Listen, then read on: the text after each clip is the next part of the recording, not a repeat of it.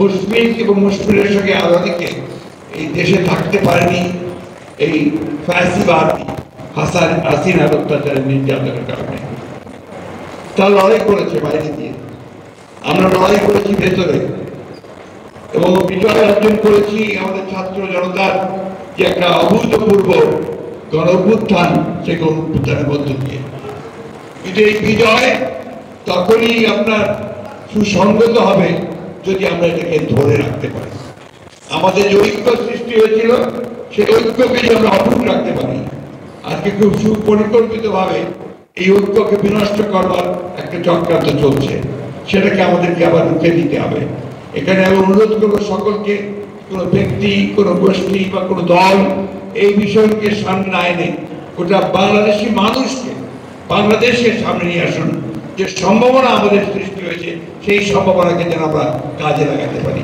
আবারও মুসলিমকে অনেক অনেক অভিনন্দন, সশস্ত্র অভিনন্দন। মুসলিম এবং মুসলিমের সঙ্গে আলাদাকে এই দেশে থাকতে পারেনি এই ফ্যাসিবাদী হাসিনার অত্যাচারের নির্যাতনের কারণে। তারা লড়াই করেছে বাইরে দিয়ে, আমরা লড়াই করেছি ভেতরে, এবং বিজয় অর্জন করেছি আমাদের ছাত্র জনতার যে একটা অভূতপূর্ব গণ অভ্যুত্থান, সেই গণ অভ্যুত্থানের মধ্য দিয়ে। কিন্তু এই বিজয় তখনই আপনার সুসংগত হবে যদি আমরা এটাকে ধরে রাখতে পারি। আমাদের যে ঐক্য সৃষ্টি হয়েছিল সেই ঐক্যকে যদি আমরা অটুট রাখতে পারি। আজকে খুব সুপরিকল্পিতভাবে এই ঐক্যকে বিনষ্ট করবার একটা চক্রান্ত চলছে, সেটাকে আমাদেরকে আবার রুখে দিতে হবে। এখানে আমি অনুরোধ করবো সকলকে, কোনো ব্যক্তি, কোনো গোষ্ঠী বা কোনো দল এই বিষয়কে সামনে না এনে গোটা বাংলাদেশি মানুষকে বাংলাদেশের সামনে নিয়ে আসুন।